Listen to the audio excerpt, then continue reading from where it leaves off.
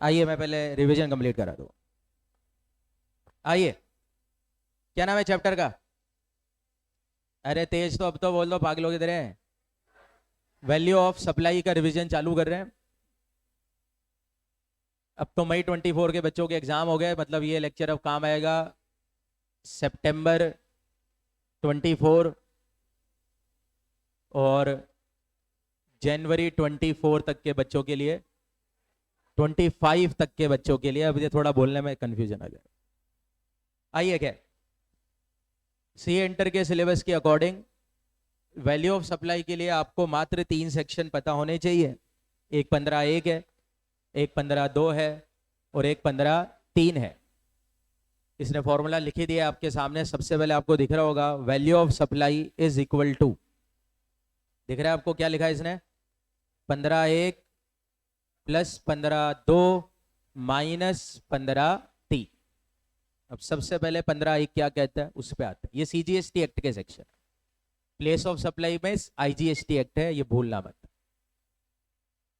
तो CGST act 2017 के section 15(1) में लिखा है किसी भी सप्लाई की वैल्यू उसकी ट्रांजैक्शन वैल्यू होती है, बशर्ते 2 कंडीशंस क्या हो जाए, क्या हो जाए बोल दीजिए, फुलफिल हो जाए।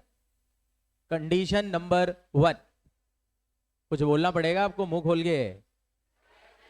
सप्लाई अनरिलेटेड पर्सन को होनी चाहिए। Condition number 2, price sole consideration for the supply होनी चाहिए। अगर ये पूरा है तो ही वैल्यू ट्रांजैक्शन वैल्यू हो। आगे बढ़ते थे। ट्रांजैक्शन वैल्यू का मतलब होता है अमाउंट एक्चुअली पेड और पेबल, या प्राइस एक्चुअली पेड और पेबल। जितना रुपया आप लेते हो सप्लाई के लिए वही आपकी ट्रांजैक्शन वैल्यू है। बट यहां से खेल चालू होता था।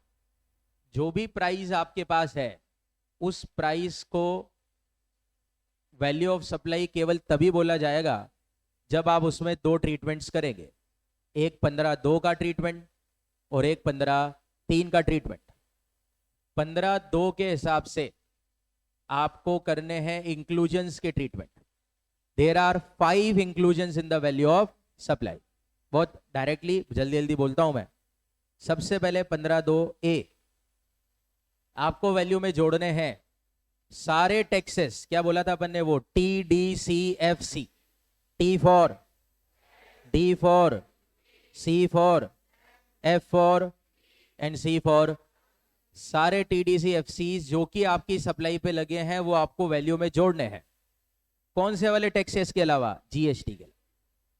जीएसटी के अलावा के जितने टैक्सेस आपकी सप्लाई पे लगे वो जोड़ने हैं, पर तभी जोड़ने हैं जब आपने इसको सेपरेटली चार्ज करा है। ये अपन ने नोट करा था, बाद में भी ध्यान दिया।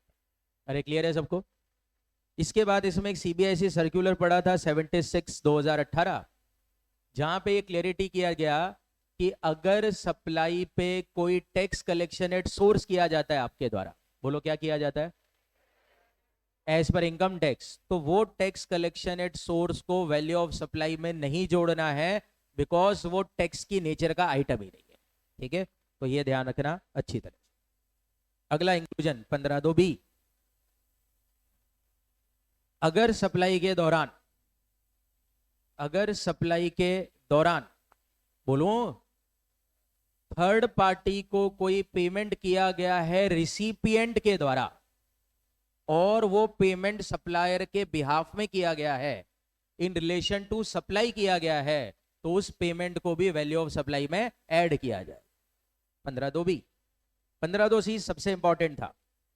सप्लाई से रिलेटेड कोई भी खर्चे होते हैं, वापस से बोल रहा हूं, सप्लाई से रिलेटेड अगर कोई भी खर्चे होते हैं तो वो सभी खर्चे इंसिडेंटल एक्सपेंस कहलाते हैं और वो एक्सपेंसेस वैल्यू ऑफ सप्लाई में ऐड किए जाएंगे। ठीक है सबको? इसके बहुत एग्जाम्पल अपन ने देखे थे, तो मैं समराइज ही कर रहा हूं ना, रिवीजन समराइज ही होता है, ज्यादा लंबा चौड़ा नहीं चलाना। 15(2)(d), सप्लाई के लिए अगर आपने किसी भी प्रकार का, बोलते जाओ, किसी भी प्रकार का क्या, कोई भी इंटरेस्ट, लेट फी, या पेनल्टी के नाम से कोई पैसा रिसिपिएंट से लिया है तो वो भी वैल्यू में जोड़ा जाएगा। बट इसमें एक चीज ध्यान रखना, एक मेन चीज, अगर पेमेंट जो आ रहा है उसमें जीएसटी अलग से नहीं दे रहा रिसिपिएंट, तो वो payment always inclusive of GST मानना है। फिर सारा पेमेंट वैल्यू में मत जोड़ना, उसमें से जीएसटी अलग करके जोड़ना। अरे बोलो यार, ठीक है। 15(2)E, किसी भी प्रकार की कोई भी सब्सिडी जो कि आपको मिली है, किससे, बोल दीजिए, any person other than state government and central government, और वो सब्सिडी अगर लिंक्ड टू द प्राइस है तो वो भी वैल्यू ऑफ सप्लाई में ऐड की जाएगी। इसके भी अपन ने अच्छी तरह से सिस्टम देख लिए थे। कोई भी ब्लैंकेट सब्सिडी जो आपको मिलती है किसी से, ब्लैंकेट सब्सिडी मींस व्हाट, एक जनरल डोनेशन जिसमें कि पैसा देने वाला आपको कोई भी ये रिक्वायरमेंट नहीं बोलता कि इस प्राइस को कम करेगा तो मैं तेरे को ये सब्सिडी दूंगा, तो उस टाइप की सब्सिडी को वैल्यू का पार्ट नहीं माना जाता। याद आ गया मेरे को, सप्लाई वाले चैप्टर से क्वेश्चन पूछा था कल के पेपर में, वो डोनेशन वाला पूछा था, याद है, सीबीएसई सर्कुलर। डोनेशन को कब कंसिडरेशन माना जाता है और कब नहीं माना जाता, ये क्वेश्चन था कल 5 नंबर का, भूल गया मैं। अरे डोनेशन वाला सर्कुलर जो आपको मैंने लिखवाया था उस समय, वो पूरा का पूरा लिखना था जितना मैंने लिखवाया था। इसलिए मैं कह रहा हूं मेरी लिखाई की चीजों को ऐसा सेट कर लो ना दिमाग में कि भैया ये तो रात को भी कोई पूछे तो मेरे को कॉपी की एक एक लाइन आती, मैंने वैसे ही समराइज कर दी। मॉड्यूल पढ़वाया क्या मैंने आपसे? अबे मॉड्यूल को मैंने समराइज वैसे ही कर दिया, इससे छोटा नहीं होगा। कुछ समझ में आ गया ना आपको? ये जो लिखा है वो तो आपको ना पूरी लैंग्वेज के साथ रट लेना चाहिए। कुछ समझे मेरी बात? क्या बोला मैंने, क्या बोला मैंने? ये तो पूरा विद लैंग्वेज रट लो, इसके अंदर तो कोई शॉर्टकट है ही नहीं फिर अपने पास कि अपन को क्या करना। आइए, और फाइनल चीज 15(3) आती है जो कि कहती है exclusion from the value of supply. तो जब भी वैल्यू ऑफ सप्लाई निकालेंगे तो एक ही चीज एक्सक्लूड करनी है, that is known as discount. बोलिए क्या बोलते हैं उसको? डिस्काउंट। डिस्काउंट को वैल्यू से एक्सक्लूड करते वक्त दो टाइप करने हैं आपको। पहला डिस्काउंट जो सप्लाई के समय दिया, और दूसरा डिस्काउंट जो सप्लाई के बाद दिया। क्लियर है सबको? जो डिस्काउंट सप्लाई के समय दोगे उसे वैल्यू से ऑलवेज लेस करो, बस एक ही कंडीशन है, शोन इन द इनवॉइस। बोलो कंडीशन क्या है सब जने? ये वो वाला डिस्काउंट है जो सप्लाई के टाइम दिया। जो डिस्काउंट आप सप्लाई के बाद देते हो, जो कि कौन सा डिस्काउंट कहलाता है बेटा? Post supply discount. इसे वैल्यू से तभी लेस किया जाएगा जब 3 शर्तें पूरी है। शर्त नंबर 1, बहुत ही इजी शर्त है, बोल दीजिए क्या शर्त number 1? In terms of an agreement होना चाहिए जो कि सप्लाई के समय हुआ था। Number 2, linked to the invoice. बोलो क्या कंडीशन है? शोन इन द इनवॉइस नहीं है यहाँ पे, लिंक्ड टू द इनवॉइस। और लास्ट और final condition, proportionate ITC shall be reversed bye recipient. ये लेके 5 नंबर आने थे कल के बच्चों के लिए, 3 शर्तें लिखनी थी मात्र, ठीक है। और इसके बाद मैंने आपको कुछ बात के डिस्काउंट के बारे में बता दिया था, जल्दी जल्दी बोल देते हैं।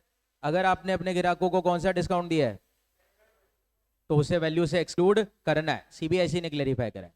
पीरियोडिक और ईयर एंडिंग जो डिस्काउंट दिया आपने वो भी वैल्यू से लेस करना है। पर अगर आप अपने ग्राहकों को कौन से डिस्काउंट देते हैं तो वो वैल्यू से लेस नहीं करना। कौन से डिस्काउंट को आप सेकेंडरी डिस्काउंट कहोगे? उसकी एक ही चीज है, जो डिस्काउंट सप्लाई के समय हुए एग्रीमेंट के तहत पता नहीं था। वापस से बोलो, कौन सा डिस्काउंट सेकेंडरी है? जो डिस्काउंट सप्लाई के टाइम एग्रीड नहीं था। एक बार और बोलो तो सब जने क्या? हाँ, पता नहीं था देंगे कि नहीं देंगे, उसको सेकेंडरी कहना है, उससे वैल्यू से कभी लेस नहीं करना है।